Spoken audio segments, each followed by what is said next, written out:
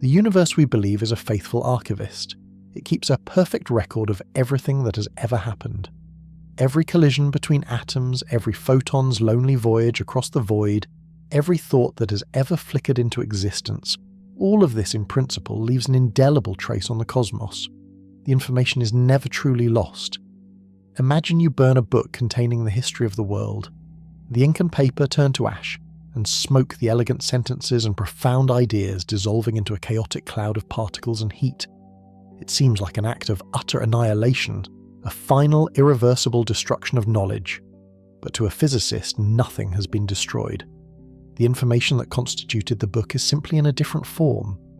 If you could painstakingly capture every wisp of smoke, measure the precise energy of the released heat, and track the trajectory of every single particle of ash, you could theoretically reconstruct the book.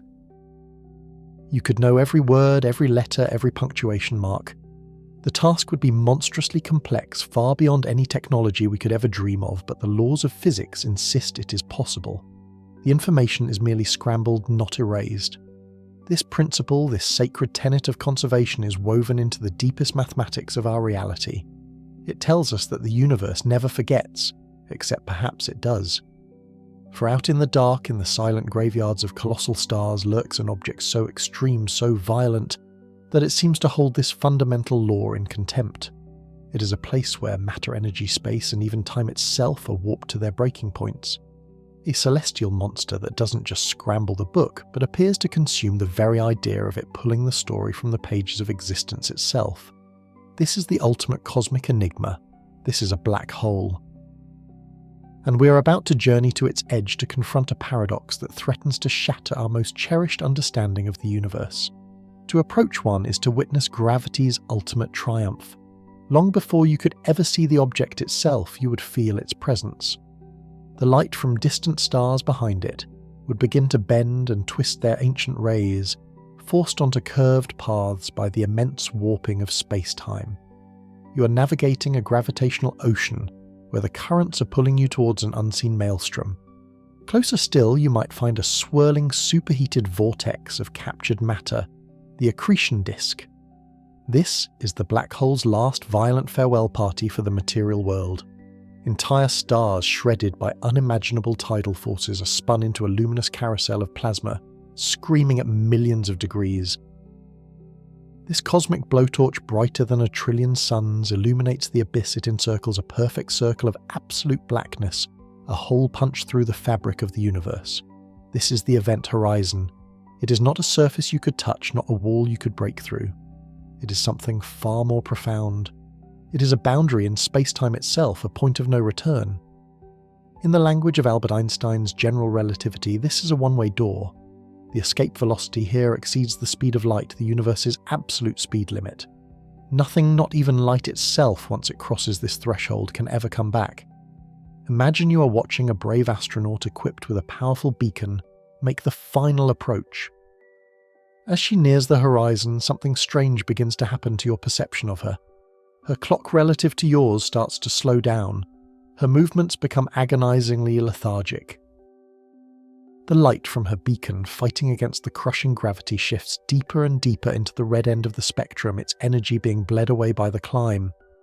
From your safe vantage point, you would see her slow to a near-complete stop at the edge, her image dimming, red shifting into oblivion over an infinite amount of time.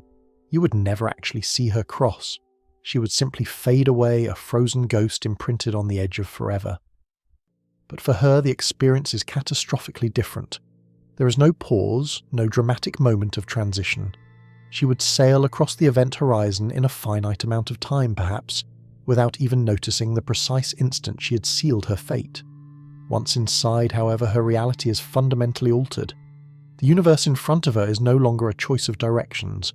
All possible paths, every single trajectory available to her and her ship, now lead to one inevitable destination. Space itself has become a relentless conveyor belt, flowing inwards faster than the speed of light. To try and move away from the center would be like trying to walk up a waterfall that is crashing down faster than you can possibly climb. Her destiny, and the destiny of all the information she represents, her memories, her DNA, the complex quantum state of every atom in her body, is the singularity. General relativity predicts a point at the heart of the black hole where the curvature of space-time becomes infinite, where a star with the mass of millions of our suns is crushed into a region with zero volume. Here, density and gravity become infinite. At the singularity, the elegant equations of general relativity break down into nonsense. Time and space as we conceive of them dissolve. It is the end of the line not just for matter, but for physics itself. And according to Einstein's theory, the information the astronaut carried with her is simply gone. Wiped from the cosmic hard drive. The book of her life has not just been burned, its ashes have been rendered into absolute nothingness. For nearly half a century, this was the accepted, if terrifying, picture. A black hole was a perfect prison, a celestial tomb from which nothing, not even a whisper of the story it consumed, could ever escape. It was the ultimate information destroyer. But while Einstein's gravity was painting this portrait of cosmic annihilation, on the grandest of scales, another revolution in science was uncovering a radically different set of rules on the smallest. This was the world of quantum mechanics, the strange, probabilistic, and dazzlingly successful theory of particles and forces. And deep within its mathematical heart lies a rule as absolute and unyielding as the speed of light information cannot be created or destroyed. This principle, known as unitarity, is not an optional extra or a philosophical preference. It is the bedrock upon which the entire quantum edifice is built. It guarantees that if you know the complete state of a system now, you can, in principle, know its exact state at any point in the past or future. Think of the universe as a colossal quantum computer. Every particle interaction is a calculation. The state of the universe at any given moment is the result of all the calculations that came before. Unitarity is the law that says this computer is perfectly reversible. You can always run the calculation backwards to find out exactly where you started. Every effect has a cause, and every cause leaves a specific traceable effect. To destroy information would be to introduce a fundamental randomness, a glitch in the cosmic software that breaks this chain of causality. It would be like a movie projector suddenly, and for no reason switching to a completely different film. The plot would be lost. The logical consistency of reality would unravel. This quantum law is what guarantees the stability of the atoms that make up your body. It ensures that an electron today is the same as an electron tomorrow. It's the reason that the fundamental constants of nature appear well constant. Without the conservation of quantum information, the universe would be an unpredictable, incoherent chaos. Reality as we know it would simply cease to function. So here we have our grand conflict, a schism running through the very heart of modern physics. We are confronted with two pillars of human thought, two of the most successful scientific theories ever devised, and on the doorstep of a black hole, they give us completely irreconcilable answers. They scream at each other across the event horizon. General relativity, the theory of the very large, presents the black hole as the perfect information incinerator. It builds an inescapable prison with walls made of warped space-time and decrees that everything that enters is doomed to be crushed into a singularity, its story ending in a nonsensical infinity. It tells us with cold mathematical certainty that the information is lost forever. Quantum mechanics, the theory of the very small, stands in defiant opposition. It declares with equal certainty that information is eternal. It can be changed, rearranged, or hidden in the fiendishly complex correlations between particles, a phenomenon known as entanglement, but its fundamental essence can never ever be annihilated.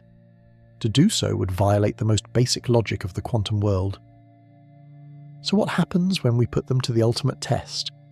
What happens when a quantum system, something rich with information, a single particle in a specific spin state, or an entire encyclopedia encoded into photons, falls into a black hole?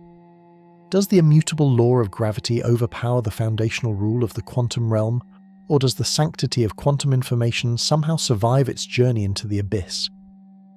This is not just a theoretical squabble for physicists to debate in hushed tones. This is the black hole information paradox, and it represents one of the deepest and most profound crises in all of science. It's a signal that our two greatest theories in their current forms cannot both be completely right.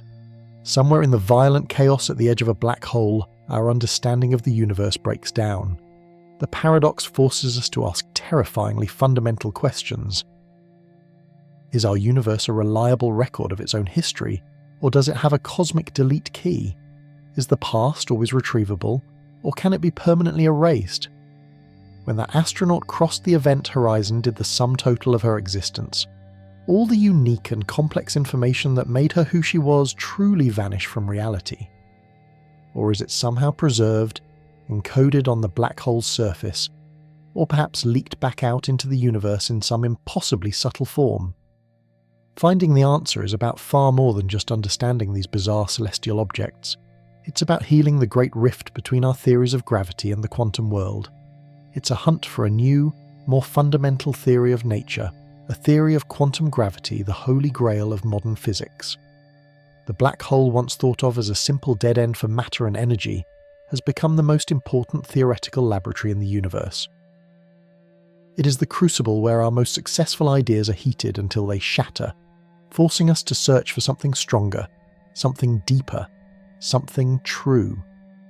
The battle lines have been drawn between the two giants of 20th century physics, Einstein and the pioneers of the quantum age, and in the silent darkness of space-time, a war is being waged for the very soul of information, for the logical consistency of reality itself. To solve this cosmic conundrum is to potentially find the key that unlocks the next chapter in our quest to comprehend everything. The story is far from over. In fact, it has just begun. What happens when something dies? Not a star in a blaze of glory or a creature returning to the soil of its world, but an idea, a piece of information, a single, solitary fact can the universe truly forget? This question, seemingly more suited for philosophers than physicists, lies at the very heart of a cosmic paradox, a profound conflict born from the most extreme objects we have ever imagined. It begins not in the depths of space, but on a piece of paper in 1915 with a theory so beautiful, so revolutionary, it would rewrite our understanding of existence itself. Albert Einstein's general theory of relativity was a masterwork, a symphony of mathematics that revealed the hidden machinery of the cosmos. He showed us that space and time were not a fixed, rigid stage upon which the drama of the universe unfolds. Instead, they were a single dynamic fabric space-time. And this fabric could be warped, bent, and curved by the presence of mass and energy. It was an idea of sublime elegance. The sun doesn't pull the earth with some mysterious invisible rope. It simply creates a profound dimple in the fabric of space-time, and the earth, like a marble rolling around the edge of a bowl, is forever falling into that curve, perpetually missing. This was gravity demystified. It was the choreography of the cosmos laid bare. But buried deep within the pristine mathematics of his own triumphant theory, a monster was stirring. Einstein had quite unintentionally given birth to a demon, and he would spend much of his life denying its existence. The first hint of this unwanted progeny came almost immediately, not from a pristine observatory or a quiet university office, but from the frozen, war-torn hell of the Russian front. There, a German physicist and astronomer named Karl Schwarzschild, while calculating artillery trajectories in the midst of World War I, turned his mind to Einstein's new equations. In a breathtaking display of intellectual power amidst the chaos, he found the very first exact solution. He calculated the shape of space-time around a single, non-rotating spherical mass like a star or a planet. His solution worked perfectly, up to a point. As he imagined compressing that mass smaller and smaller into an ever-denser ball, his equations began to scream. They led to a place where the math broke down, where the curvature of space-time, the very measure of gravity, went to infinity. The fabric of reality wasn't just dimpled, it was punctured, torn open into a bottomless pit. At a certain critical boundary, what we now call the Schwarzschild radius space-time warped so violently that it effectively folded in on itself, closing off a region of the universe from the rest. Inside this boundary lay a point of infinite density and zero volume, a place where all the mass would be crushed. He had found a singularity. Einstein was horrified. He saw it as a mathematical absurdity, a pathology in his otherwise perfect theory. To him, nature would surely intervene. Some unknown force, some new law of physics would step in to prevent such a monstrosity from ever forming. The universe, in his view, was fundamentally rational and elegant. It would not permit such a grotesque scar on its face. He wrote that the singularity was a place where the theory could not be expected to correspond to reality. For decades, his view held sway. These mathematical curiosities, these frozen stars as they were sometimes called, remained on the fringe, relegated to the chalkboards of theoretical physicists. They were theoretical spectres, ghosts in the machine of relativity. The universe, we could see the one filled with stars and galaxies, seemed to have no place for them. But the universe is under no obligation to conform to our sense of elegance. As our understanding of stellar evolution grew, the spectre began to take on flesh. We learned that stars are not eternal fires. They are locked in a titanic battle between two fundamental forces: the outward push of nuclear fusion in their core, the furnace that forges light, and life fights a constant war against the inward pull of their own immense gravity. For most of a star's life, these forces are in a delicate balance. But when a truly massive star, many times the size of our Sun, finally exhausts its nuclear fuel, the battle ends. Fusion ceases, the outward pressure vanishes in an instant, and gravity patient and relentless wins. The star's core collapses in upon itself with unimaginable violence. What follows is a supernova, an explosion so brilliant it can outshine an entire galaxy, forging the heavy elements that make up planets and you and me. The outer layers of the star are blasted into space in a glorious funeral pyre. But the core, the star's crushed heart, remains. If it's massive enough, no known force in the universe can stop its collapse. Not the pressure of electrons, not the pressure of neutrons. Nothing. It just keeps falling inward, shrinking past any conceivable limit until it tears that hole in reality predicted by Schwarzschild. The monster was real. It needed a name. Not a technical designation, but a name that could capture its terrifying essence. That name would be provided in 1967 by the brilliant and poetic American physicist John Archibald Wheeler. He was a titan of 20th century physics, a man who saw the universe in grand, sweeping terms. He understood the profound weirdness lurking in Einstein's equations, and he gave it a name that would forever enter the human lexicon: the black hole. The name was perfect. It was simple, evocative, and deeply menacing. It captured the two defining features of this cosmic object. Black, because its gravity is so powerful that once you cross a certain threshold, nothing, not even light, the fastest thing in the universe, can escape. It is the ultimate black. And whole, because it represents a one-way trip, a journey to a destination from which no message, no echo, no whisper can ever return. It is an exit from the known universe. Wheeler also gifted us one of the most elegant summaries of this new physics, with his famous aphorism, "A black hole has no hair." This seemingly bizarre statement is one of the most profound and disturbing ideas in all of science. It means that once a black hole forms, it becomes terrifyingly simple. It erases almost all the complex information of whatever it consumed. Imagine two stars. One is a primordial giant composed of nothing but the pure hydrogen and helium forged in the Big Bang. The other is an evolved star rich with a complex menagerie of heavy elements, carbon, oxygen, iron, the products of billions of years of cosmic alchemy. In their lives, they are vastly different objects, each with a unique story, a unique chemical signature. Now imagine both collapse into black holes of the exact same mass. According to Wheeler's no-hair theorem, the two resulting black holes would be utterly, completely, and indistinguishably identical. The complex chemistry of the second star, its entire history, its information, would be gone, vanished. The black hole remembers nothing of its parentage. It retains only three properties: its mass, its spin, and its electrical charge. That's it.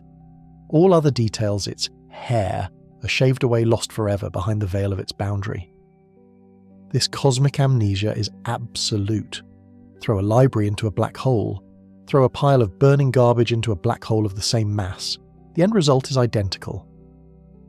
The intricate patterns of language, the stories of human civilization, the subtle chemistry of smouldering waste all are reduced to a single number, an increase in mass. The black hole is the universe's ultimate censor, its most ruthless editor. To understand how this happens, we must journey to the edge of this abyss, to the most famous boundary in all of cosmology. It is a place with a name as ominous as the object it defines, the event horizon. The event horizon is not a physical surface. You could not stand on it or touch it. It is not made of matter. It is instead a boundary in space-time itself. It is the point of no return drawn in the fabric of reality by the sheer force of gravity. Imagine you're in a powerful spaceship observing this region of absolute blackness from a safe distance. You watch a probe equipped with a powerful light and a clock as it falls toward the hole. As the probe gets closer to the event horizon, a strange and wonderful distortion of time begins. From your perspective, the probe's clock will appear to tick slower and slower and slower still. Its light fighting to climb out of the deepening gravitational well will lose energy, its colour shifting down the spectrum from blue to green to yellow to red. This is gravitational time dilation, and redshift a direct prediction of Einstein's theory. The probe seems to decelerate its forward progress, grinding to a halt. The light becomes redder, then infrared, then it fades entirely. The probe appears to freeze at the edge of the horizon, suspended for an eternity, a ghostly afterimage painted on the edge of forever. You will never ever see it cross. For you, its journey takes an infinite amount of time, but for the probe itself, the experience is catastrophically different. There is no slowing down. There is no dramatic boundary crossing. It would sail across the event horizon at a finite time on its own clock, likely without noticing anything special at all. One moment it is in the familiar universe, the next it is not. The event horizon is not a wall in space, but a waterfall in time. Once you cross it, all possible future paths, every single trajectory leads in only one direction inward, down, toward the centre. To try and escape would be like trying to outrun the future itself. The very fabric of space-time is flowing inward faster than the speed of light carrying you with it. The familiar distinction between space and time swaps. The direction toward the singularity is no longer a direction in space, it becomes your inevitable future. The passage of time itself now drags you to your doom, and at the end of that journey lies the second and far more mysterious component of a black hole, the singularity. Here our language, our physics, and our imagination fail. General relativity tells us it is a point of zero volume and infinite density. All the mass of a collapsed star, perhaps billions of times, the mass of our sun crushed into a space smaller than an atom, smaller than anything. It is a place where the curvature of space-time becomes infinite, where gravity becomes a force without limit. It is the logical endpoint of the classical theory, a place where the known laws of physics break down. The very grammar of the cosmos dissolves into nonsense. Time as we understand it ceases to exist. The concepts of before and after become meaningless. It is the ultimate gravitational tombstone, a point where matter, space and time are annihilated. This then was the classical picture of a black hole, a picture built from the foundations of Einstein and Wheeler. It is a cosmic prison with a one-way door, an entity of terrifying simplicity defined by only 3 numbers, and at its heart a physical and theoretical abyss, a singularity where our most successful theory of gravity admits defeat. In this classical universe, anything that fell into a black hole was gone, truly gone.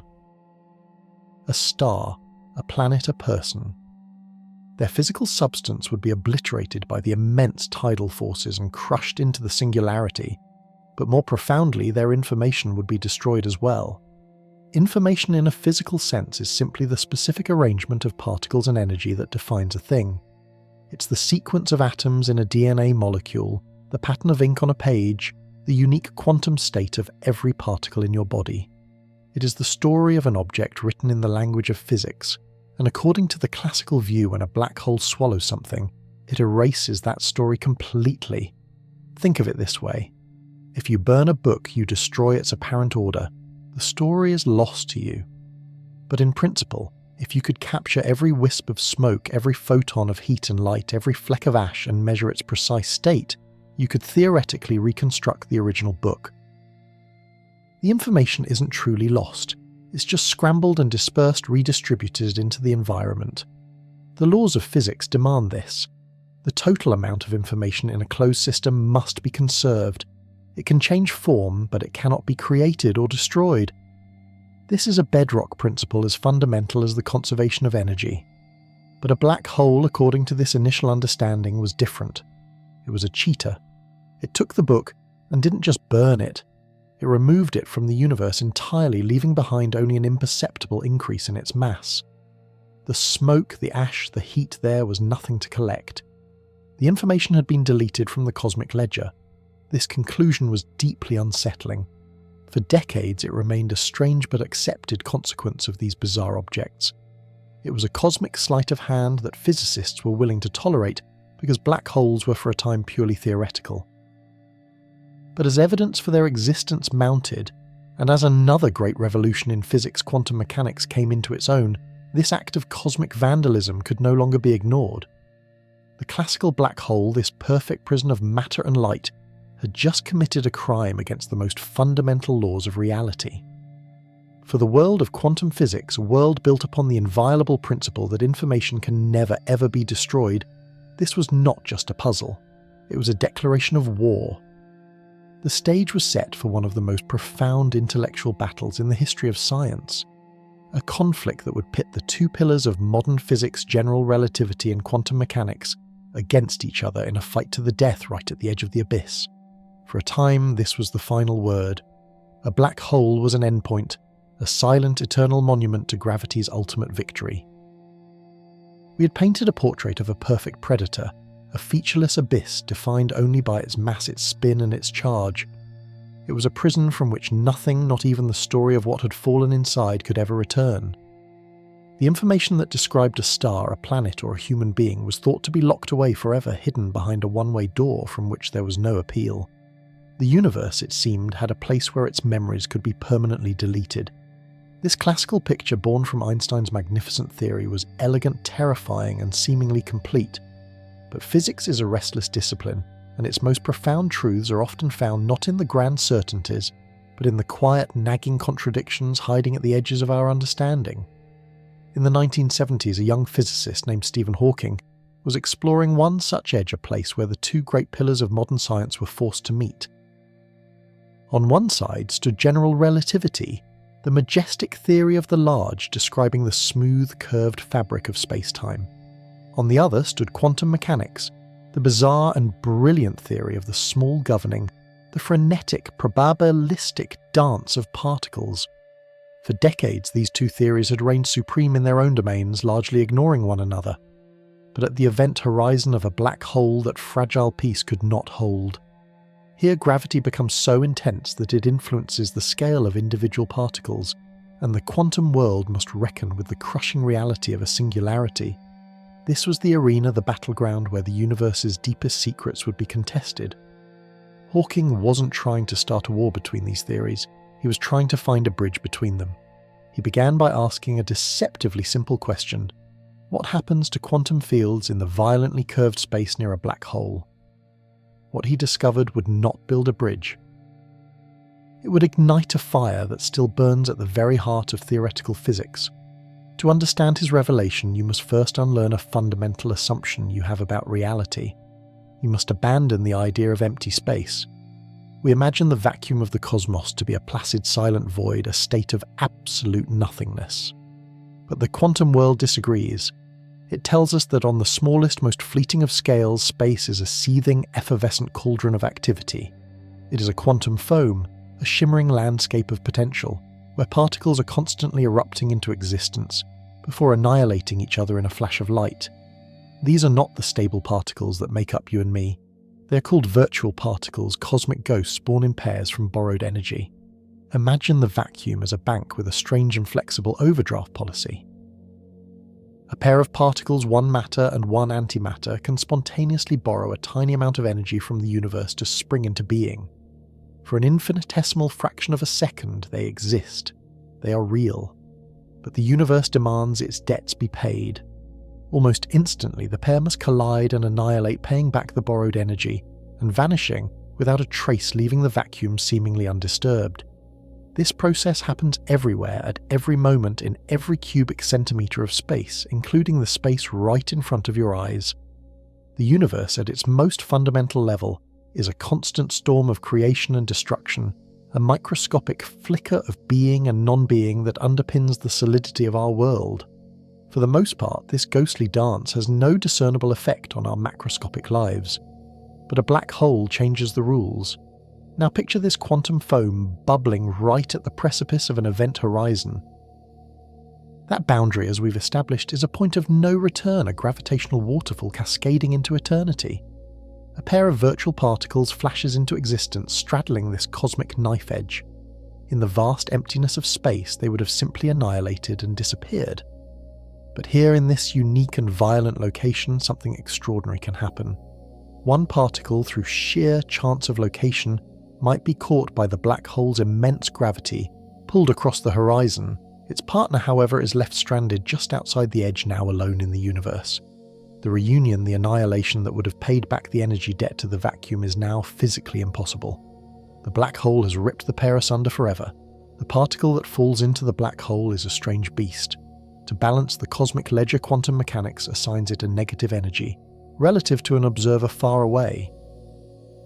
Think of it as the debt itself, a negative value that has now been physically consumed by the black hole. When you add a negative number to a positive one, the total decreases. By swallowing this negative energy particle, the black hole loses an infinitesimal amount of its own mass. It is a tiny, almost imperceptible wound, but a wound nonetheless. Meanwhile, its forsaken partner on the outside can no longer vanish. Its debt has been paid by the black hole. It is now free. The borrowed energy it needed to exist has been made real, paid for by the mass of the Leviathan next to it. This liberated particle, no longer virtual, but now a fully fledged citizen of the cosmos, flies away from the black hole and out into space. From a great distance, what would we see? We would see a steady, faint stream of particles radiating away from the event horizon, as if the black hole itself were glowing. This is Hawking radiation. This discovery was revolutionary, a profound insight that forever changed our view of these cosmic titans. It was the first successful marriage of quantum theory and general relativity, producing a startling and verifiable prediction. But the nature of this glow was profoundly disturbing. It wasn't a signal from within the black hole. It wasn't fragments of the stars and planets it had consumed somehow finding a way out. No, this radiation was completely new, born from the quantum vacuum at the horizon itself, and it had a very specific character.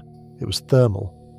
This means it is random, chaotic, carrying almost no information at all, like the generic heat, shimmering off a hot piece of metal. Its only distinguishing feature is its temperature, which is inversely proportional to the black hole's mass. A gargantuan, supermassive black hole is colder than the cosmic microwave background, its glow utterly lost in the faint embers of the Big Bang. Its temperature is fantastically low, a minuscule fraction of a degree above absolute zero. But a smaller black hole would be hotter, shining more brightly. The implications of this were staggering, and at first almost unbelievable. If the black hole is constantly radiating particles away, and those particles are being paid for by its own mass, then the black hole is not eternal. It is evaporating. This is a process of unimaginable slowness, a celestial monument dissolving into mist over timescales that dwarf the current age of the universe. A solar mass black hole would take 10 to the power of 67 years to disappear. A supermassive black hole at the center of a galaxy would endure for 10 to the power of 100 years, a number so vast that if every digit were a grain of sand, it would fill countless universes. These objects are for all practical purposes permanent fixtures of our cosmos. But in the unforgiving logic of physics, almost forever is not the same as forever. Eventually, after eons that make the lifespan of stars seem like the flicker of a firefly, the black hole will have radiated away most of its substance. As it shrinks, its temperature skyrockets. In its final moments, it becomes a blazing furnace pouring out energy at a furious rate. And then in a final brilliant flash of high-energy gamma rays, it is gone. The ultimate prison vanishes. The singularity is erased. The warp in space-time heals. Where once there was a gravitational monster, there is now only a dispersing cloud of random thermal radiation, an empty space. And with that final flash, a paradox of terrifying proportions was born. A crisis that threatened to shatter the very foundations of physics. Let us return to the concept of information. Remember, in physics, information is not just data on a hard drive. It is the complete, unique description of a physical system. It is the precise quantum state of every particle, its position, its momentum, its spin. Imagine a beautiful, intricate porcelain vase. The information is the blueprint that describes the exact location and chemical bond of every single atom that makes it up. Now, if you shatter that vase, you might think the information is lost, but according to quantum mechanics, it isn't. It is merely scrambled. In principle, if you could track the exact trajectory and energy of every single flying shard and every sound wave generated by the crash, you could perfectly reconstruct the original vase. The information is still all there, just encoded in a far more complex and distributed form. This is one of the most sacred fundamental tenets of science, the conservation of information. Quantum mechanics insists with no room for negotiation that information can never be truly destroyed. It can be shuffled, hidden, or rearranged, but the total amount of information in the universe must always remain the same. This principle, known as unitarity, is the bedrock of causality itself. It ensures that the past uniquely determines the future, that the universe follows logical, knowable laws. It is the universe's guarantee that it does not cheat. Now consider what happens with a black hole in light of Hawking's discovery. We take our porcelain vase with all its unique, exquisitely ordered information. We throw it into the black hole. The information crosses the event horizon and is for a long time simply stored inside. So far, no laws have been broken. The information is merely inaccessible, locked away in the celestial vault. But now the black hole begins to evaporate. Over trillions upon trillions of years, it radiates its mass away. And what comes out? Not the reconstructed vase. Not even particles that carry a subtle imprint of the vase's atomic structure. What comes out is Hawking radiation, a completely random thermal bath of particles, a featureless hiss of heat, whose properties are dictated only by the black hole's mass, not by the unique history of what it consumed. It is the informational equivalent of uniform grey static. Whether you threw in a vase, a starship, or a library of every book ever written, the outgoing radiation is exactly the same. The unique blueprint of the original object appears to have been completely erased from existence. When the black hole completes its evaporation and vanishes in that final flash, the situation becomes catastrophic. The vault itself is gone. The information that was stored inside is not left behind, and the radiation that was emitted carries no memory of it. The original story of the porcelain vase, its intricate pattern and form, has not been scrambled. It has been deleted from the universe. This was the confrontation. This was the paradox. On one side, you have Stephen Hawking's calculation, a brilliant synthesis of general relativity and quantum mechanics, which powerfully predicts that black holes must evaporate and emit only thermal information-free radiation. On the other side, you have the inviolable core principle of quantum mechanics itself, which declares in no uncertain terms that the destruction of information is impossible. Both cannot be right. It was not merely a puzzle to be solved. It was a fundamental contradiction, a declaration of war between our two greatest descriptions of reality, with black holes as the impossible battleground. If Hawking was right, then quantum mechanics, the theory that underpins our entire understanding of chemistry, computation, and the subatomic world, was fundamentally wrong. The universe was not a perfect keeper of records. It was a system that could spring a leak, allowing the very essence of things to drain away into true nothingness. But if quantum mechanics was right, then Hawking's calculation, or our understanding of general relativity, or both, had to be flawed in some deep, profound way that no one could yet comprehend. Something had to give. A chasm had opened at the heart of physics, and staring into it, we were forced to confront a terrifying question. Is the universe a place of law and order where every effect has a cause, and the story of the past is preserved forever in the present? Or is it a place where reality itself can be irrevocably erased, where the cosmos can simply forget? The search for an answer would lead physicists down paths more bizarre than any of them could have ever imagined, questioning the very nature of space-time and reality itself. The confrontation had begun, and the soul of physics was hanging in the balance. The aftershock of Hawking's discovery sent a seismic tremor through the foundations of theoretical physics. It wasn't merely a new puzzle to be solved over coffee and chalkboards. It was a declaration of civil war between the two great pillars of our understanding of the universe. On one side stood Einstein's magnificent cathedral of general relativity, a theory of smooth curving space-time where an astronaut could glide across an event horizon without even noticing. On the other stood the strange and unyielding temple of quantum mechanics, governed by a sacred, unbreakable law: information, the fundamental essence of what makes a thing what it is can never ever be truly erased from the cosmic ledger.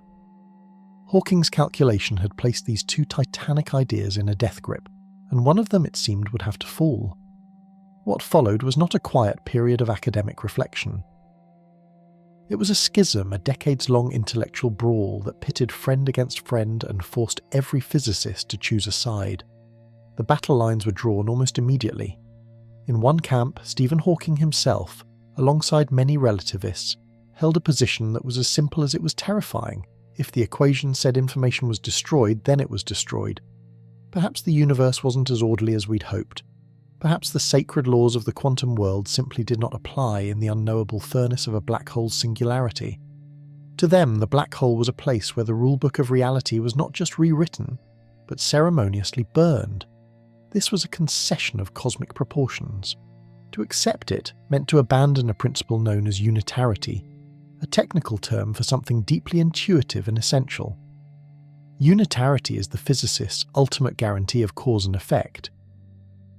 It promises that if you know the complete state of a system right now, you can in principle run the clock forward to predict its future, or run it backward to perfectly reconstruct its past. It's the universe's promise that everything is accountable, that nothing just vanishes into true absolute nothingness. It is the very soul of predictability. Losing this principle would be like discovering that a sealed, impenetrable bank vault could have its contents simply cease to exist, not stolen, not moved, but utterly annihilated, leaving no trace, no memory, no history. If information could be destroyed in a black hole, then the link between past and future would be fundamentally severed. The universe could no longer be seen as a grand evolving story, but a book with pages that spontaneously go blank. Energy itself tied so deeply to information might not be conserved. The cosmos could become a place of profound intrinsic randomness, a realm where effects could arise without causes, where the very act of scientific inquiry might be a fool's errand, because the universe at its core would not play fair. It was a vision of cosmic anarchy, and for many it was a philosophical and scientific bridge too far. Opposing this bleak outlook was a fierce and growing rebellion, led by physicists like the Dutch Nobel laureate Gerard de Hooft and a fiery young American theorist named Leonard Susskind. They were quantum purist defenders of the faith. For them, the destruction of information was not a possibility. It was a heresy. They argued that Hawking must have missed something, that some subtle hidden mechanism must be preserving the information and encoding it somehow within the outgoing radiation. The thermal nature of the radiation, they insisted, had to be an illusion, a clever cosmic disguise for something far more complex. Their stance was uncompromising. Quantum mechanics had weathered every experimental storm for over half a century. Its laws were not mere suggestions, they were absolute. And so the great debate began branching into a tangled forest of speculative and often bizarre potential solutions. The first path explored by the quantum defenders was perhaps the most straightforward, though it led to its own strange wilderness. This was the idea of the black hole remnant. The theory went like this: a black hole doesn't evaporate completely into a final puff of random Hawking radiation. Instead, as it shrinks, the bizarre quantum effects near its unimaginably dense core would eventually halt the evaporation process. What would be left behind is a tiny stable nugget of matter, perhaps no larger than a single elementary particle, a Planck-sized jewel of infinite density. This remnant would be the ultimate cosmic safe deposit box. Locked within its infinitesimal volume would be all the information from the original star that collapsed, from every asteroid, every planet, every unfortunate starship that had ever fallen in. The story of the collapsed star, its chemical composition, its spin, its very soul wouldn't be erased. It would be hyper-compressed and preserved for eternity within this microscopic gravestone. On the surface, this idea was incredibly appealing. It saved quantum mechanics from the brink. Information wasn't destroyed, merely sequestered. The sacred law of unitarity was upheld. But when physicists began to prod at the details of this proposal, they found it created a whole new menagerie of monsters. Consider a vast, supermassive black hole, one that has swallowed millions of stars, entire nebulae, a library of cosmic history. Now consider a small stellar mass black hole born from a single star. Both, according to the remnant theory, would eventually evaporate down to a Planck-sized object. Yet the remnant of the supermassive black hole must somehow contain vastly more information than the remnant of the smaller one. This implies that there must be a near-infinite variety of these remnant particles, each one corresponding to a different possible history, a different amount of stored information. Our remarkably simple and elegant standard model of particle physics, which describes all known matter with just a handful of fundamental particles, would suddenly be invaded by a countless horde of new stable objects. These remnants, each with the mass of a particle, but the information content of a star, would play havoc with every calculation. They would be produced in particle accelerators, they would affect the early universe, they would fundamentally change our understanding of thermodynamics. The universe would be littered with these information-rich specks, and we had absolutely no theory to describe them. It was a solution that seemed to many worse than the problem it solved. It patched the leak in quantum mechanics by flooding the entire house. Furthermore, there was the lingering issue of access. If the information is locked away forever in a stable remnant that never decays, is it truly saved?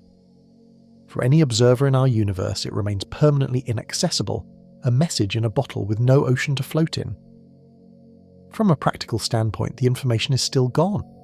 The remnant theory, for all its initial promise, began to look like an ad hoc fix, a bandage that created more problems than it solved. As the debate over remnants raged, an even more exotic, more mind-bending possibility emerged from the fringes of physics. What if the singularity at the heart of a black hole wasn't an endpoint, a place where matter is crushed to infinite density and oblivion? What if instead it was a beginning? This was the breathtaking concept of baby universes. In this scenario, the immense gravitational pressure at the singularity forces space-time to do something extraordinary. It pinches off from our own universe like a soap bubble, budding from another and blossoms into a new self-contained cosmos.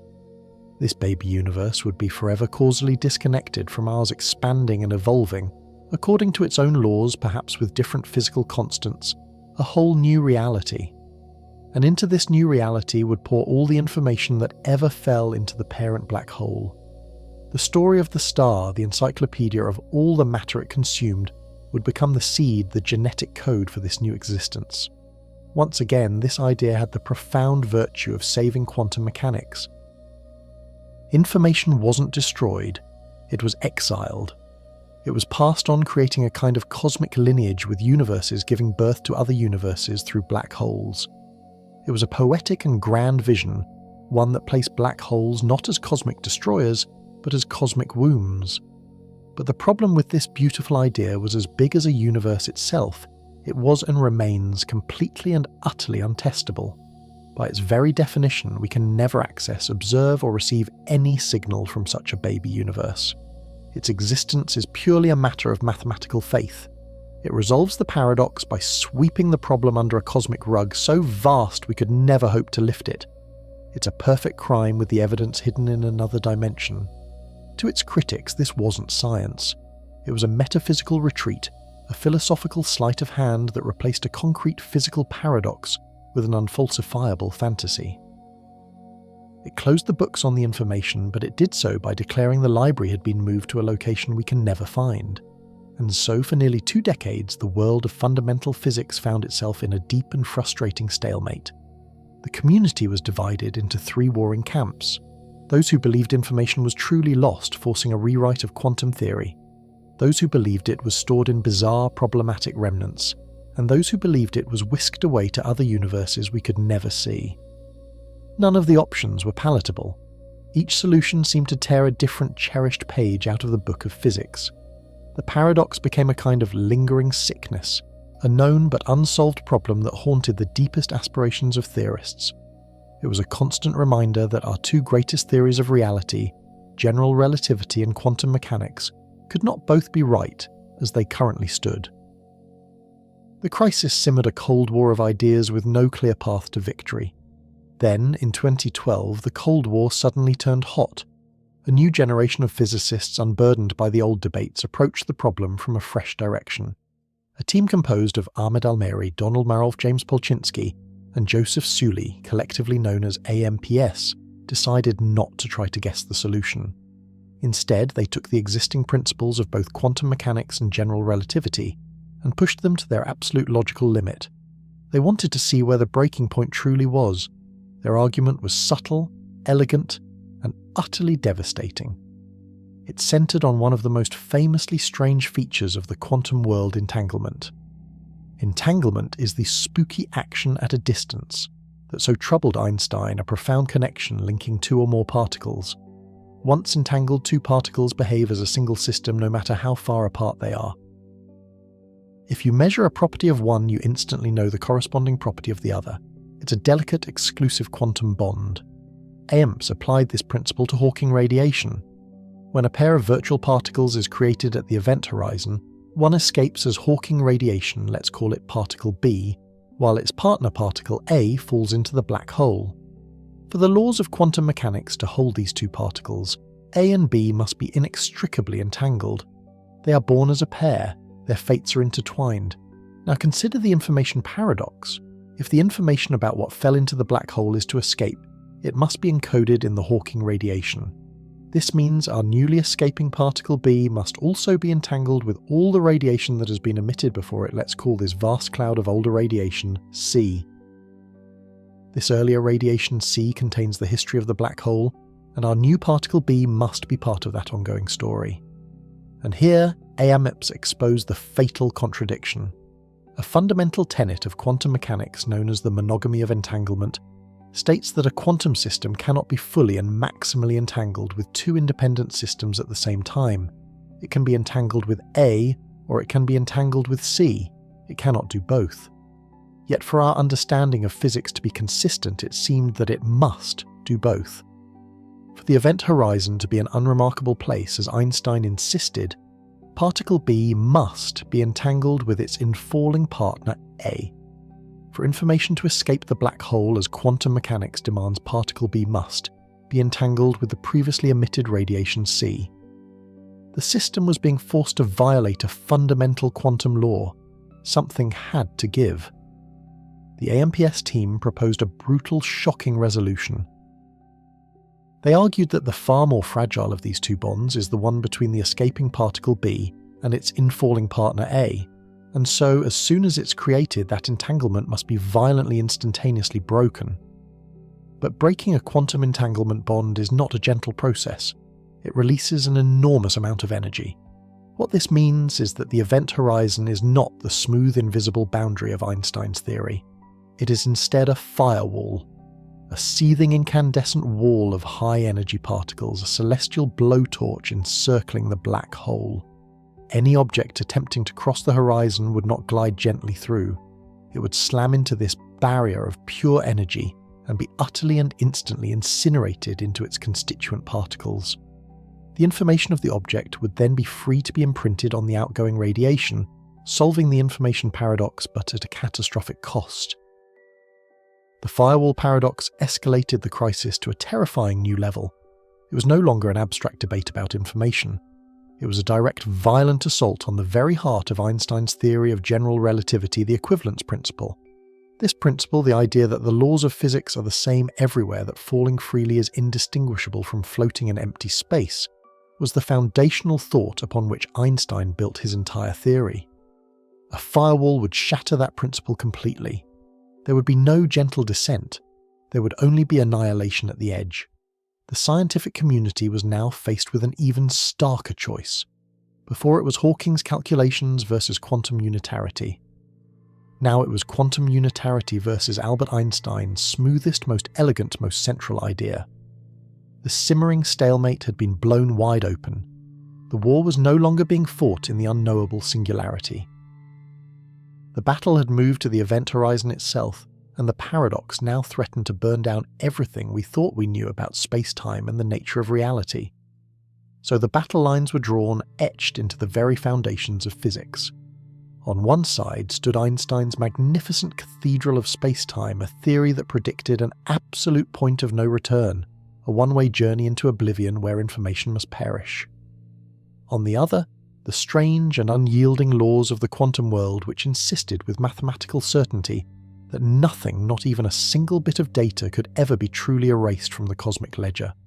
For decades, this conflict raged, a seemingly intractable civil war within science itself. Physicists felt they had been led to the edge of a precipice, forced to choose between their two greatest triumphs. To abandon general relativity was unthinkable. Its predictions had been confirmed with breathtaking precision, from the bending of starlight to the rippling of gravitational waves. Yet to abandon quantum mechanics felt like a deeper kind of heresy, a rejection of the fundamental grammar that governs all of matter and energy. The paradox was not just a puzzle, it was a crisis of reality. It suggested that somewhere in the unknowable heart of a black hole, our understanding of the universe simply ceased to function. The search for a resolution became one of the holiest quests in theoretical physics, driving researchers down paths so arcane, so profoundly strange, that they seemed to border on mysticism. They needed a bridge, a secret passage to connect these two warring empires. And the first hints of where to build it came not from staring deeper into the abyss, but from looking at the problem from an entirely new, almost impossible angle. The clue that would ultimately shatter the stalemate did not arise from gravity research at all. It emerged from the most ambitious and controversial theoretical framework ever conceived: string theory.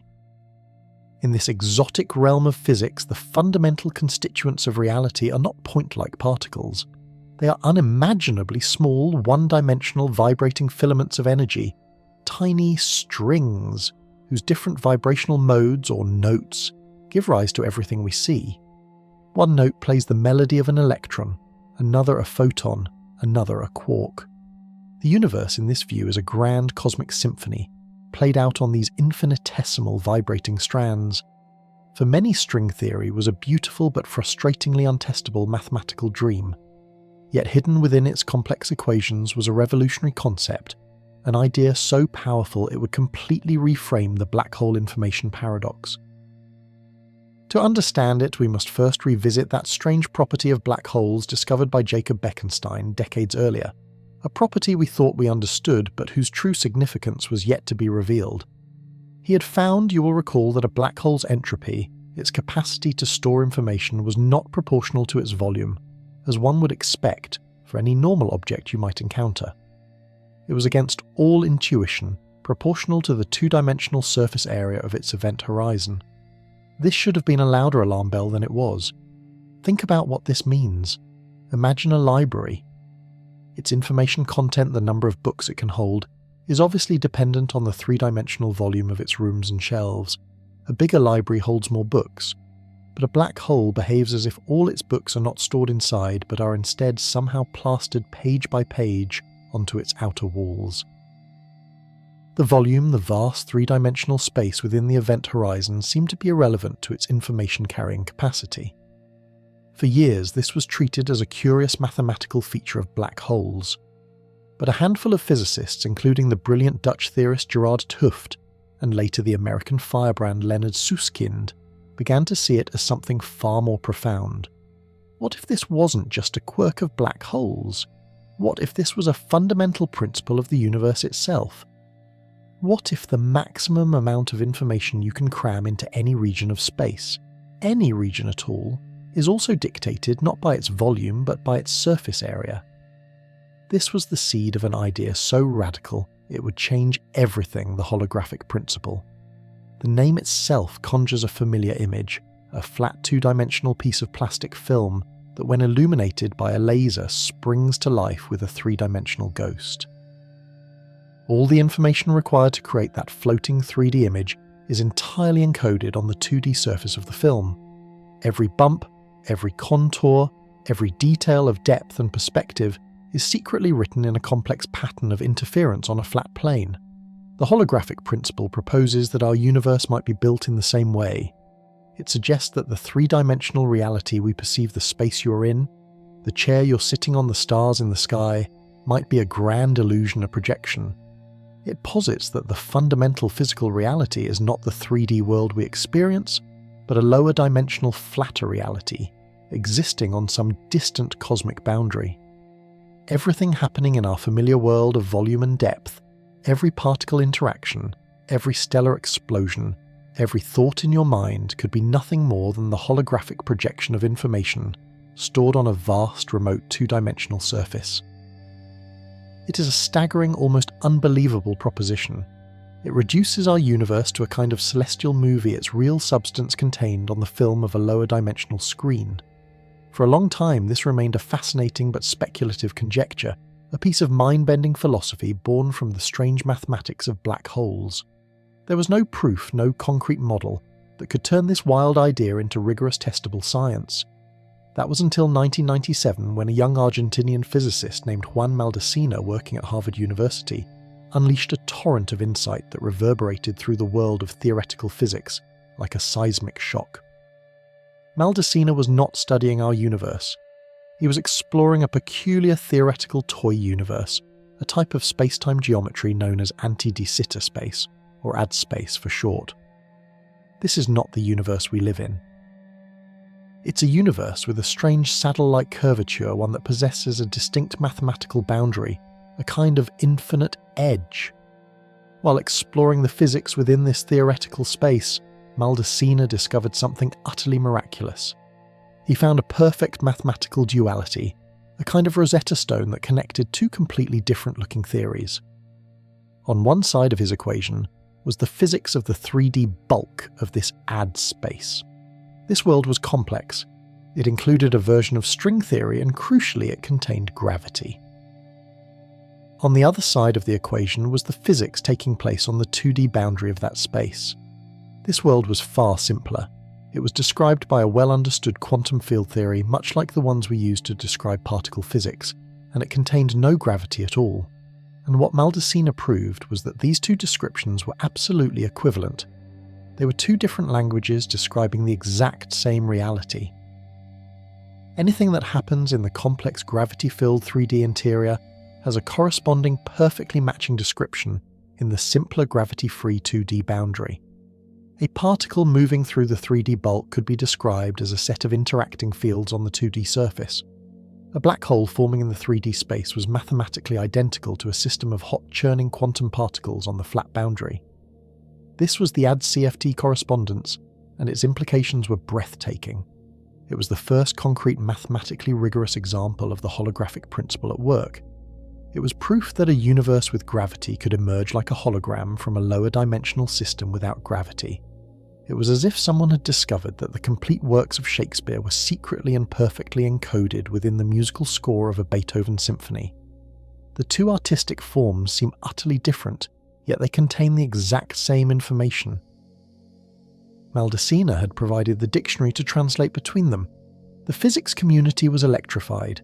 Here at last was a powerful new tool, a theoretical laboratory for studying the confounding relationship between quantum mechanics and gravity. And its most immediate application was to go back to the original crime scene, the black hole information paradox. The holographic principle, now bolstered by Maldacena's correspondence, offered a stunningly elegant escape route. It proposed a radical reinterpretation of what happens when you fall into a black hole. In the old picture, your information, the unique quantum state of every particle in your body, crosses the event horizon and plunges towards the singularity to be destroyed. But the holographic principle says not so fast.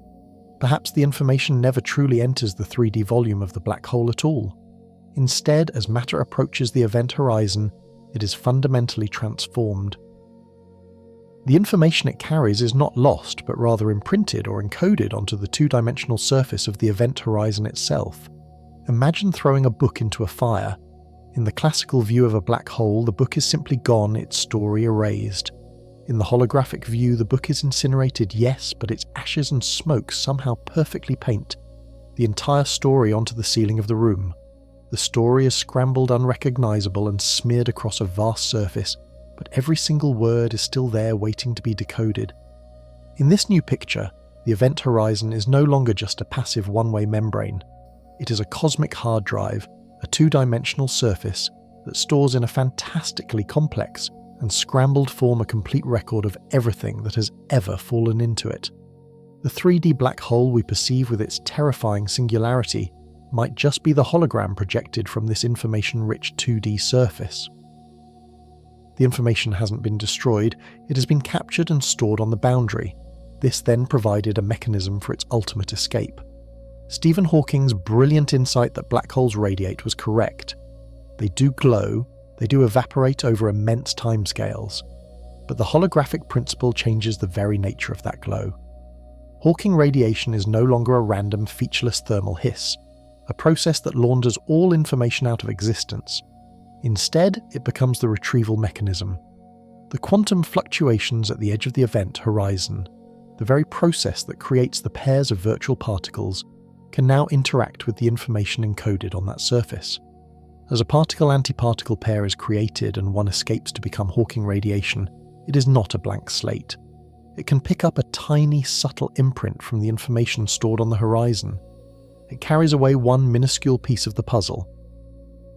Over aeons, as the black hole slowly shrinks photon by photon, it returns the information it once swallowed, bit by scrambled bit woven into the subtle correlations of its outgoing radiation. The process is excruciatingly slow, and the message is nearly impossible to decode, but in principle it is all there. When the black hole finally evaporates completely in a final flash of energy, nothing is left behind. There is no singularity where information could hide. Every single quantum bit that ever fell in has been painstakingly returned to the universe, encoded in the ghostly afterglow of the evaporation. The cosmic ledger is balanced. Quantum unitarity is preserved. The paradox, it seemed, was resolved. It was a victory for physics, a testament to the power of human thought to grapple with the deepest mysteries of existence. But it was a victory that came at a vertigo-inducing cost. To save the laws of quantum mechanics, we were forced to accept that our perception of a three-dimensional universe might be a profound illusion. The solid, volumetric world we inhabit could be nothing more than a projection, a flicker of light and shadow cast from a distant flat reality we can never directly touch. This isn't just a philosophical curiosity. It is a description of reality that emerges from our most advanced mathematical tools. The solution to the paradox suggests that at the most fundamental level, space as we know it might not exist. It may be an emergent property, a feature of our macroscopic world, but not a part of the universe's ultimate blueprint. We had set out to find what was inside a black hole, and in doing so we had been forced to question the reality of everything outside of it. The downward path in search of lost information had not led to a simple answer, but to a complete upheaval in our understanding of what it means to exist.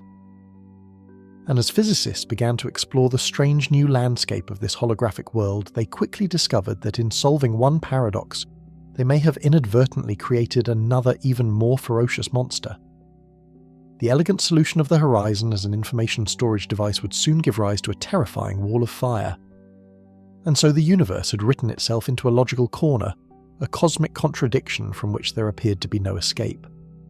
On one side stood the immutable law of quantum mechanics, a pillar of modern physics insisting that information, the fundamental essence of what makes a thing what it is, can never ever be destroyed. On the other side stood the titan general relativity, and its most monstrous creation, the black hole, a gravitational abyss from which nothing, not even a whisper of what fell inside, could ever return. For decades, this was the battlefield. A theoretical war waged in the silent, unforgiving language of mathematics, with the soul of reality hanging in the balance. The paradox felt absolute, the chasm between our two greatest theories of nature seemingly insurmountable. If a black hole evaporates through Hawking radiation, as it must, it appeared to take its secrets with it shredding the quantum rulebook and leaving behind a universe poorer in knowledge than it was before. Physics itself was on the verge of a civil war. But what if the battlefield itself was an illusion? What if the very way we were framing the question, the very stage upon which this conflict was set, was fundamentally wrong? The solution, when it began to emerge, did not come from a predictable refinement of existing theories. It arrived like a whisper from the farthest edge of scientific thought, a proposition so outrageously counterintuitive, so profoundly strange, that it threatened to dismantle our most basic understanding of space-time and existence itself. The genesis of this escape route began with two of the sharpest minds in theoretical physics, Gerard 't Hooft and Leonard Susskind. They were wrestling not just with the paradox, but with a nagging deeper question about the nature of information itself. They asked, where is the data of the universe truly stored? our intuition built from a lifetime of interacting with a three-dimensional world, screams that the information capacity of a region, the number of books you can fit in a library, the number of files on a hard drive, is directly related to its volume. A bigger library holds more books. A bigger hard drive holds more data. It seems self-evident. But the physics of black holes hinted at something entirely different, something almost heretical. They found that the maximum amount of information you could possibly cram into any given region of space was not dictated by its three-dimensional volume, but by its two-dimensional surface area. Imagine trying to fill a vast warehouse with boxes. You would naturally assume the limit is set by how much empty space, how much volume the warehouse contains. But this new principle suggested the true limit was determined only by the total area of the warehouse's walls. It's as if every box you placed inside somehow imprinted itself upon the walls, and once the walls were completely covered in these imprints, no more boxes could be added, even if the interior was still almost entirely empty. This is the holographic principle. It's a name that conjures images of science fiction, but its meaning is precise and deeply unnerving. The principle gets its name from an actual hologram, that ghostly three-dimensional image you might see on a credit card or a security sticker. All the complex information required to render that floating 3D object is not stored within a 3D volume. It is entirely encoded within the intricate patterns of a flat two-dimensional surface. When light reflects off that 2D film, it reconstructs the three-dimensional image. The depth, the perspective, the parallax, it's all an intricate projection, an optical phantom born from a lower dimensional reality. Could the universe, or at least a part of it, be playing the same trick de Hooft and Susskind proposed that a black hole is the ultimate hologram? They argue that everything that has ever fallen into its clutches, every doomed star, every wandering dust cloud, every hypothetical astronaut never truly reached a central singularity to be annihilated. Instead, all the information that defined those objects down to the quantum state of every last particle was halted at the boundary. It was captured and intricately encoded onto the two-dimensional surface of the event horizon itself. In this radical new vision, the event horizon is transformed. It is no longer just a passive point of no return. It becomes the universe's most densely packed hard drive, a shimmering two-dimensional memory bank where the story of everything that ever fell in is meticulously recorded. The three-dimensional interior of the black hole, the terrifying abyss leading to a singularity, might be nothing more than a projection, a grand illusion generated by the information living on its surface. The inside of the black hole, in a very real sense, isn't truly there. This single breathtaking pivot doesn't just sidestep the information paradox, it vaporizes it. Suddenly the central conflict vanishes, resolved not by choosing a winner between quantum mechanics and general relativity, but by revealing they were never truly at war. The information was never in danger of being lost inside the black hole, because it never truly went inside in the way we imagined. It was always there, imprinted upon the very skin of the beast. Now, reconsider Hawking radiation in this new light. Before it seemed like a fatal flaw, a process that randomly erased the universe's ledger. But with the holographic principle, its role is completely recast. The radiation is no longer a featureless thermal hiss. It is the playback mechanism. As the black hole slowly evaporates over unimaginable timescales, the tiny fluctuations on its event horizon, the very pixels of information that encode the contents within, are translated into the outgoing radiation. Each photon, each neutrino that escapes is not random. It is subtly, intricately correlated with the information stored on the surface. Imagine the event horizon as a cosmic vinyl record and Hawking radiation as the needle. As the record spins and slowly shrinks, the needle reads the grooves, translating the stored data back into a form that can escape into the wider universe. The song of the star that collapsed the epic poem of the galaxy it consumed is played back note by agonizingly slow note over trillions upon trillions of years. The information is not lost, it is released. The book that fell into the black hole is not burned. Its text is painstakingly retyped into a new language, the language of quantum fluctuations in escaping radiation, and broadcast back into space. The story is preserved perfectly. Unity is restored. Quantum mechanics is satisfied because its sacred law of information conservation remains unbroken. General relativity is also satisfied because nothing with mass ever actually escapes from within the event horizon. The information is relayed from the boundary itself. The paradox that seemingly irresolvable clash of titans dissolves into a profound and elegant synthesis. It was a failure of our three-dimensional intuition, not a failure of the universe's fundamental laws. But this idea, as beautiful and compelling as it is, would remain pure speculation, a piece of scientific poetry without a rigorous mathematical foundation. For that, physics would have to turn to its most ambitious and controversial framework, string theory. This is the domain of physicists attempting to write the final chapter of our quest to understand nature, the so-called theory of everything. String theory posits that at the most fundamental level, particles are not points, but unimaginably tiny vibrating strings of energy. Different vibrations of these strings give rise to all the different particles and forces we see, from photons of light to the electrons in your atoms, even the graviton, the hypothetical carrier of the gravitational force. It is the first and only framework we have that naturally unites quantum mechanics and general relativity under one theoretical roof, and it was from the depths of string theory that the holographic principle received its most powerful confirmation. In 1997, a brilliant physicist named Juan Maldacena produced a groundbreaking result that sent shockwaves through the theoretical world. It's known as the ADS-CFT correspondence, a technical name for what is essentially a perfect mathematical dictionary. Maldacena discovered a precise duality, a one-to-one mapping between two vastly different-looking universes. One of these universes, the ADS part, is a specific type of five-dimensional universe governed by gravity, much like our own, but with a peculiar negatively curved geometry. Within this universe you can have black holes, warped space-time, and all the familiar consequences of general relativity. The other universe, the CFT part, is a much simpler four-dimensional reality that lives on the boundary of the first one. Crucially, this boundary universe contains no gravity. It is described by a well-understood type of quantum field theory very similar to the theories we use to describe particle physics.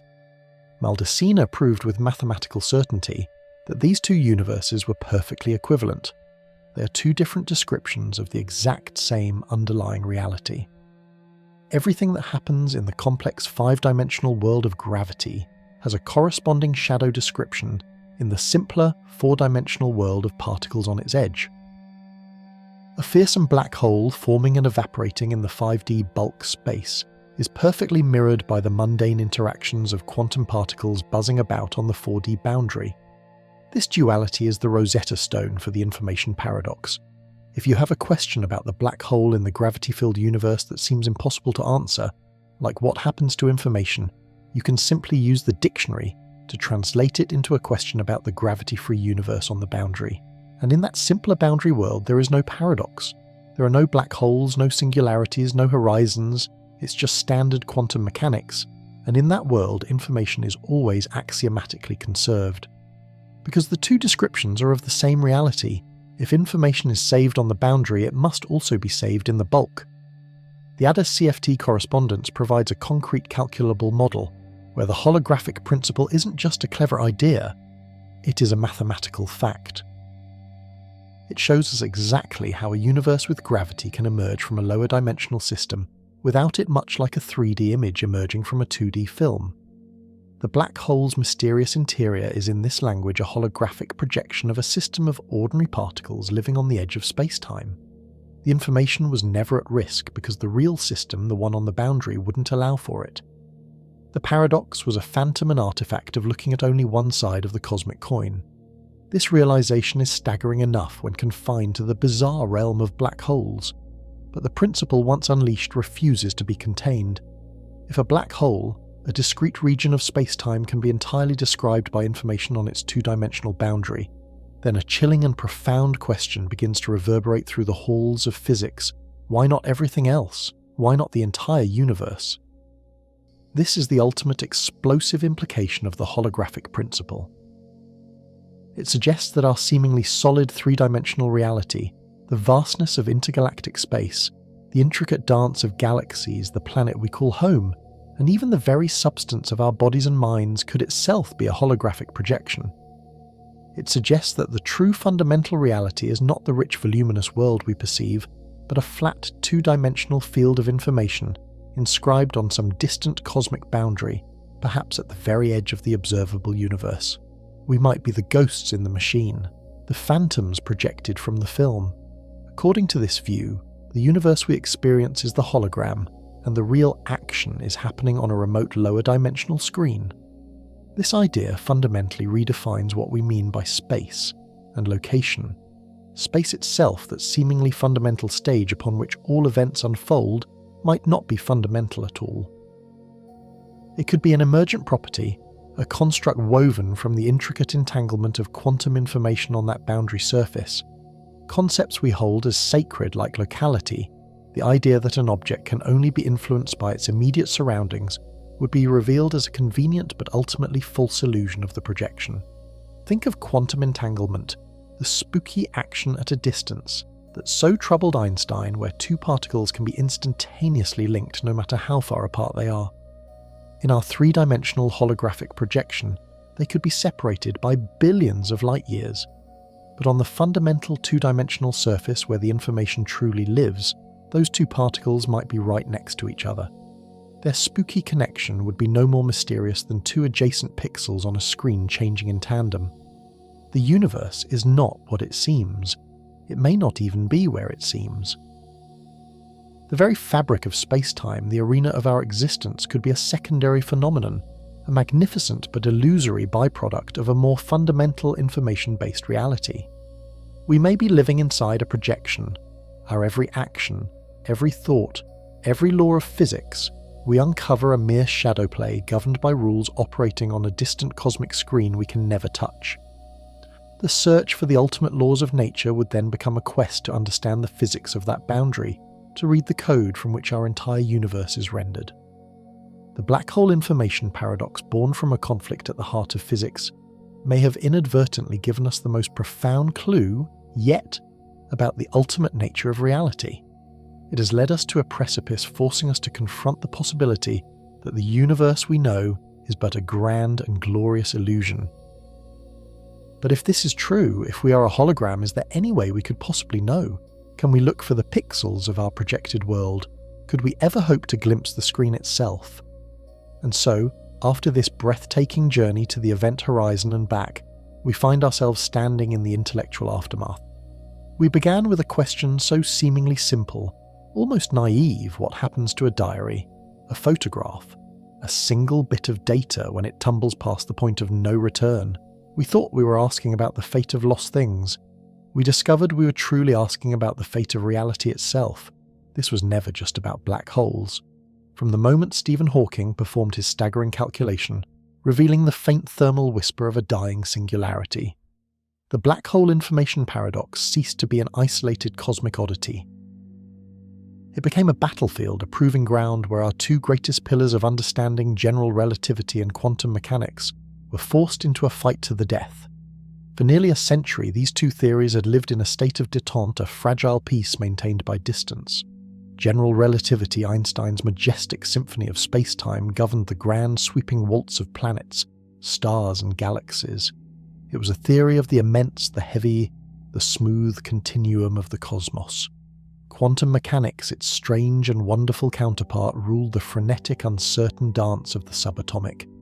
It was a theory of the infinitesimal, the discrete, the probabilistic fuzz that underpins all of existence.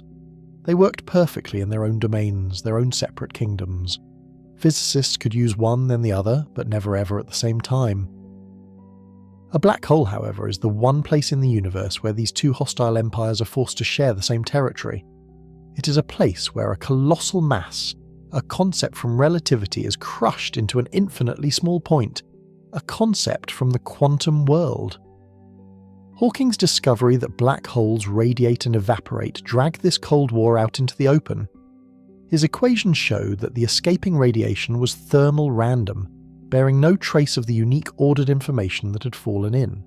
Quantum mechanics screamed foul. Its most sacred law, the principle of unitarity, insists that information can never truly be destroyed. It can be scrambled, hidden, or rearranged into bewildering complexity, but it must, in principle, always be recoverable. To destroy it would be to unwind the very logic of causality, to suggest that any past could lead to the same future, erasing the universe's own memory of itself. And so, the lines were drawn. On one side, the smooth geometric certainty of Einstein's spacetime, which seemed to demand an event horizon that was a one-way door, a placid boundary leading to an information-destroying singularity. On the other, the non-negotiable laws of the quantum world which swore on their very existence that the information must somehow get out. This was the paradox, and its resolution couldn't be a minor tweak. It couldn't be a footnote in a textbook. Solving it demanded more than just clever mathematics. It demanded a revolution. For decades, this conflict raged, a brilliant, frustrating and exhilarating intellectual war, waged on blackboards and in the pages of scientific journals. It was a crucible, a high-pressure furnace designed to test our deepest assumptions. Every new idea, every promising path was thrown into this fire. If it survived, it might just hold a key to a deeper truth. If it burned, it taught us where our foundations were weak. The paradox acted as a cosmic filter, relentlessly separating plausible ideas about the universe from the merely imaginative. It forced us to ask questions that once belonged to the realm of philosophy. Is space-time fundamental, or is it an emergent property like the wetness of water emerging from countless H2O molecules? Is our three-dimensional universe the whole story, or is it a projection, a complex hologram encoded on a distant two-dimensional surface? Could the strangest quantum phenomenon of all entanglement, Einstein's spooky action at a distance, be the very thread that stitches the fabric of space-time together? These questions are radical. They're unsettling. They tear up the familiar map of reality we've been clutching for centuries. And yet we were driven to them not by a desire for science fiction, but by the absolute necessity of resolving the stark contradiction posed by a dying black hole. Think of what this journey has shown us. We've considered firewalls of unimaginable energy at the event horizon, theorized to incinerate anything on contact, a violent solution to preserve quantum purity, at the cost of Einstein's cherished equivalence principle, the very idea that falling is like floating. We've explored the holographic principle born from this crisis, which suggests that everything you are, everything you see, the entire volume of this room and the cosmos beyond, could be completely described by information stored on a vast distant boundary. A universe not as a stage, but as a projection. We've entertained the astonishing possibility that black holes have no interior at all, that they are fuzzballs, hyperdense balls of string, their surfaces a chaotic tangle of information that never truly crosses a horizon. The event horizon in this view becomes an illusion, a statistical approximation of a profoundly complex quantum object. And we've delved into the most intimate of possibilities, EREPR, the mind-bending conjecture that connects wormholes in space-time Einstein-Rosen bridges with quantum entanglement. In this spectacular vision, the particles of Hawking radiation escaping the black hole are not untethered orphans. They remain deeply quantumly connected to the interior they left behind, linked by a network of microscopic wormholes. The information isn't lost, it's simply on the other side of a quantum shortcut, a secret passage woven into the geometry of spacetime itself. Each of these proposed solutions, from firewalls to fuzzballs, from holograms to wormholes, is a radical departure from the old physics. Each one demands that we give up something we held dear, perhaps the smoothness of spacetime, perhaps the locality of physical events, perhaps our very sense of three-dimensional space as being fundamental. The black hole information paradox did not present us with an easy answer. Instead, it presented us with a menu of possible new realities and challenged us to figure out which one we actually inhabit. This is the true power of a great paradox. It doesn't just signal a small error in our calculations. It signals a profound error in our core understanding, a crack in the very foundations of our scientific worldview, and it is through exploring these cracks that we find the path to a deeper, more unified theory. The quest to solve this single problem has become one of the most powerful engines driving the search for a theory of quantum gravity. Any candidate for a theory of everything, whether it's string theory, loop quantum gravity, or some other idea yet to be born, now faces a critical test. It must be able to explain in precise mathematical detail how information escapes an evaporating black hole. It's no longer enough for a theory to unite the forces of nature or to explain the Big Bang. It must now also serve as a cosmic bookkeeper accounting for every last bit of information in the universe. The paradox has provided us with a non-negotiable benchmark, a specific calculable scenario that any future theory must successfully navigate. It has transformed black holes from mere cosmological curiosities, the final grim endpoints of stellar evolution, into theoretical laboratories of the highest order. They are gravitational gyroscopes spinning at the limits of physics. They are celestial blowtorches testing the resilience of physical law. And most importantly, they are cosmic Rosetta Stones inscribed with text in both the language of gravity and the language of the quantum. If we can learn to read them, we may finally learn the single unified language that underwrites all of physical reality. So where does that leave us, you and I, at the end of this story? We stand as the world's greatest physicists do, without a final confirmed answer. The debate rages on more vibrant and more fruitful than ever before. The paradox has not been a story of failure, but a testament to the glorious self-correcting nature of science. It is a story that begins with one brilliant mind, Stephen Hawking, who had the courage to follow his equations to their terrifying conclusion, and the even greater courage to spend the rest of his life grappling with the crisis he had unleashed, even admitting he might have been wrong. It is a story of intellectual titans like Leonard Susskind and Gerard 't Hooft, who recognized the existential threat the paradox posed to physics and refused to let the community sweep it under the rug. Their decades-long black hole war was not a petty dispute, but a passionate, necessary struggle for the soul of physics. And today it is the story of a new generation of scientists who are using the tools of string theory, quantum information theory, and computational modeling to build on that legacy, pushing these extraordinary ideas into the realm of testable predictions. The black hole information paradox has taught us that the universe is infinitely more subtle, more interconnected and more mysterious than we ever imagined. It has shown us that the fabric of space-time might be woven from quantum entanglement, that our solid reality could be a holographic illusion, and that the fundamental ingredient of all existence might not be matter or energy, but something far more ethereal, information itself. We may never in our lifetimes receive a definitive postcard from inside a black hole telling us what became of our diary. The final truth may continue to elude us, but that perhaps is the ultimate lesson. The goal of science is not to find a final endpoint, a cosmic period that concludes all inquiry. It is the relentless, joyful and deeply human process of asking the next question. The paradox has been a gift, a formidable puzzle handed to us by the cosmos, challenging us to be smarter, bolder and more creative. It forced us to look into the darkest abyss in the universe, and in doing so to see the brilliant light of a new understanding. The journey to solve it has reshaped the landscape of fundamental physics, and its legacy will echo in the theories of the next century. The universe does not give up its secrets easily, but it has instilled in us, in the fabric of our own consciousness, an unquenchable curiosity to keep trying, to keep questioning, to keep calculating, and to keep looking up forever, reaching for a more complete story of our magnificent and wonderfully paradoxical home.